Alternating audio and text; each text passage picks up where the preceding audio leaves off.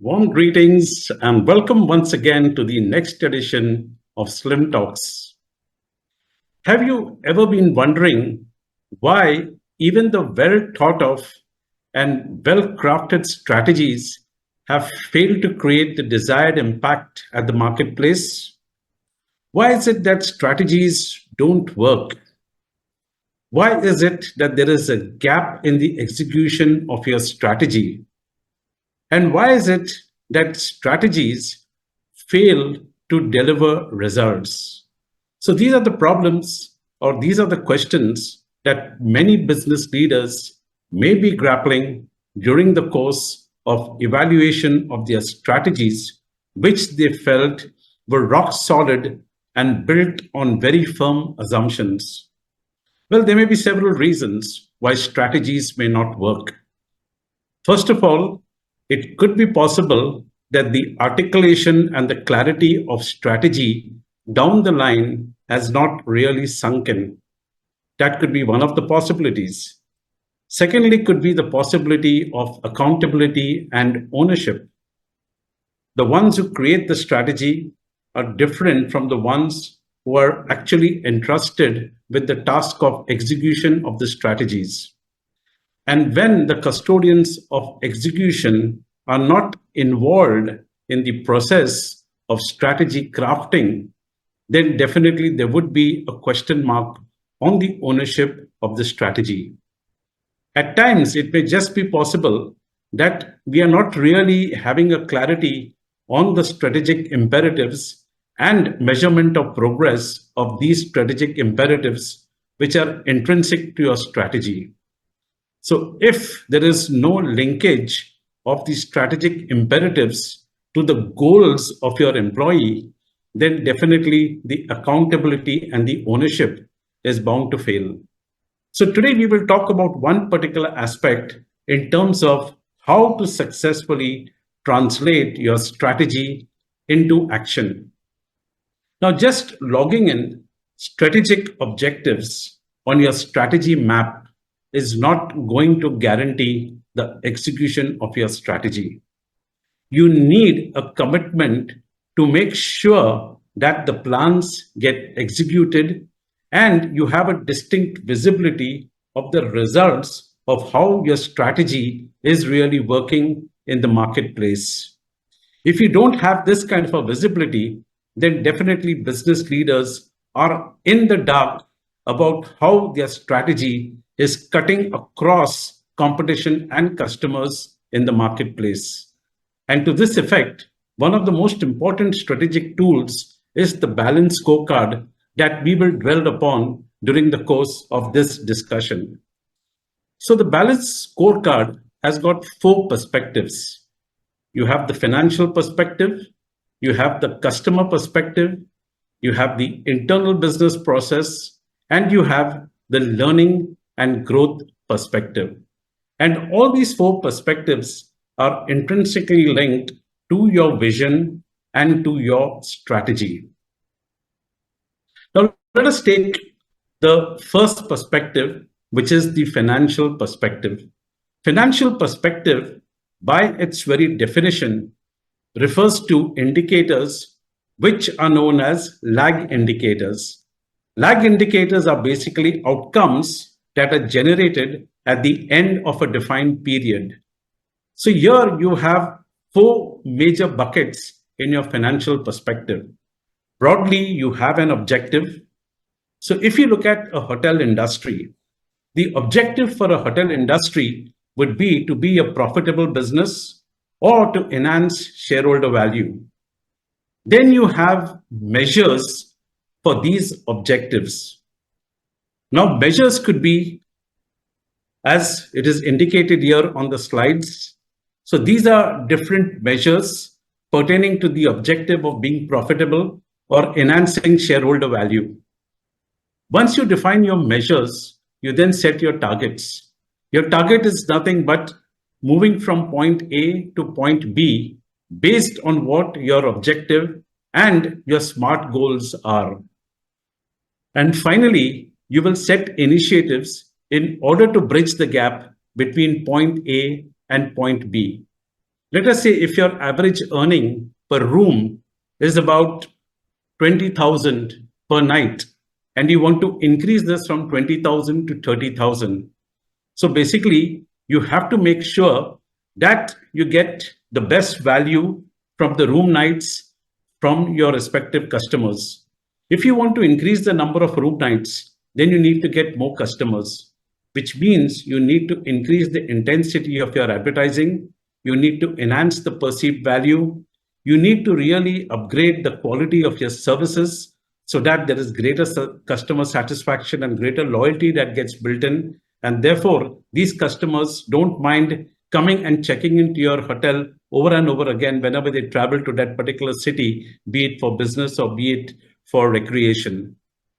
So these are the different kind of initiatives that you will put into practice in order to increase either your average earning per room or room nights or room share percentage or return on capital employed from point A to point B. So when you put all these measures in place and when you set the targets, you achieve your grand objective and you keep measuring and monitoring them at predefined intervals in order to assess the effectiveness of the results as a result of your strategy. So this is the first perspective on the financials. So remember one thing, here we refer to indicators that are classically known as the lag indicators, because these are the outcomes that get generated at the end of a defined period. So moving from financial, we move on to the next perspective, which is the customer perspective. Your objective very broadly would be to set yourself as a partner of choice with your customers, so that your customers, whenever they travel to that particular city or the cities in which you are present, they see no other hotel excepting yours in which they would prefer to come and stay or conduct their businesses. So in order to achieve this objective, some of the measures are which you can see here on the slide.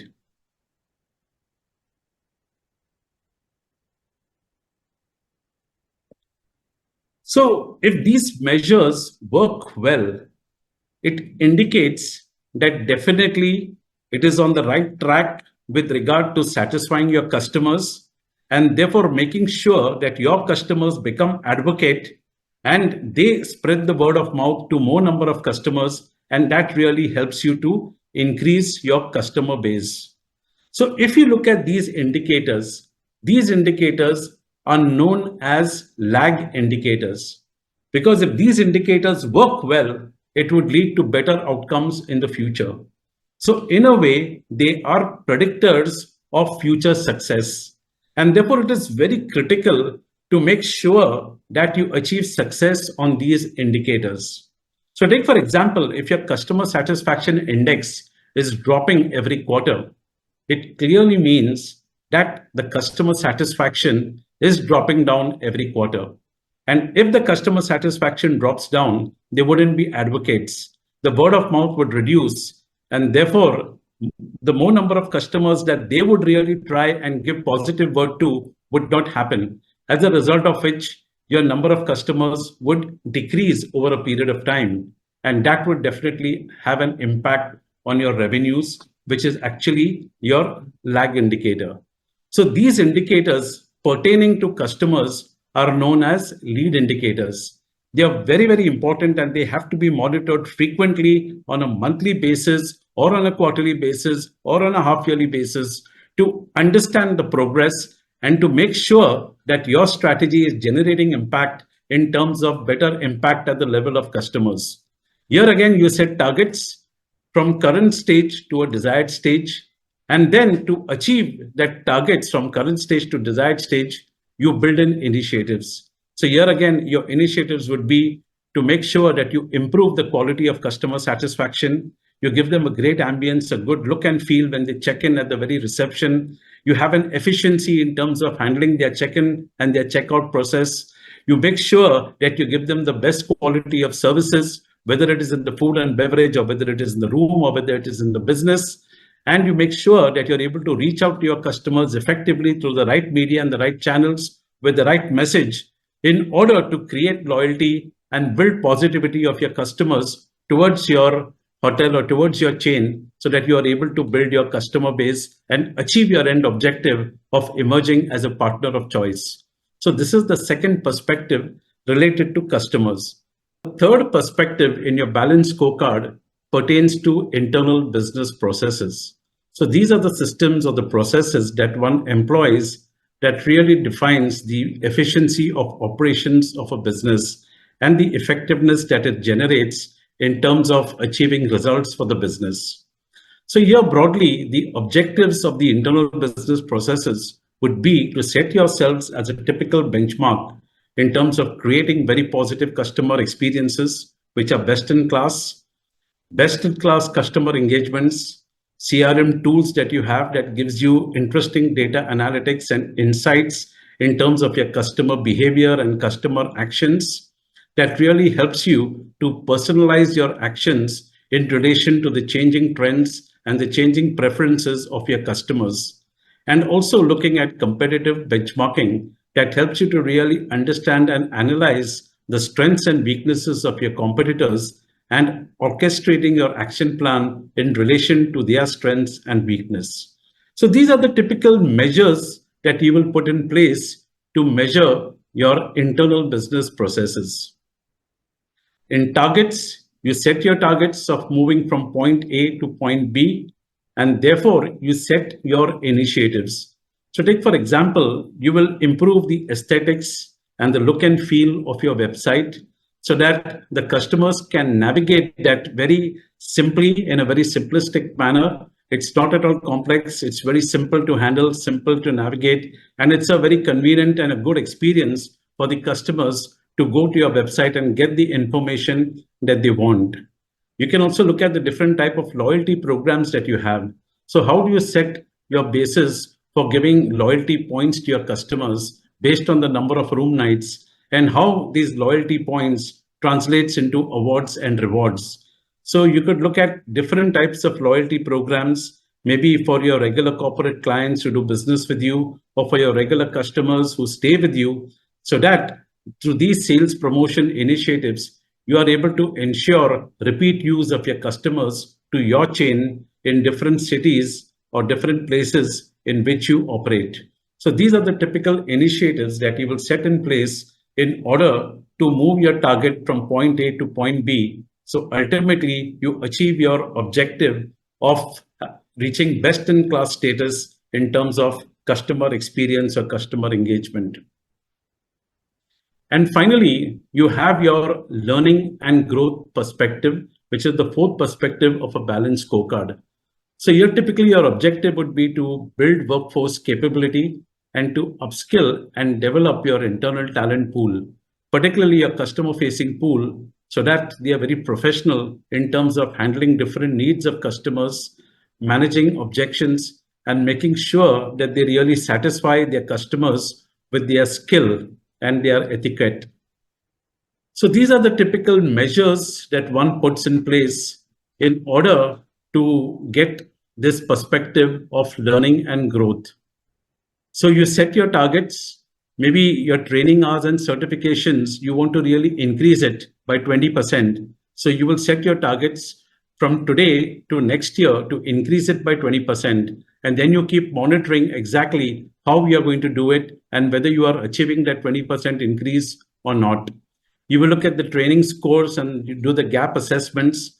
So you will create knowledge tests for your internal employees. You will look at the cutoffs and the benchmarks and where they stand on these benchmarks and what are the gaps. And you will try to bridge these gaps by doing training and development of your field force so that they are able to manage the customers more professionally.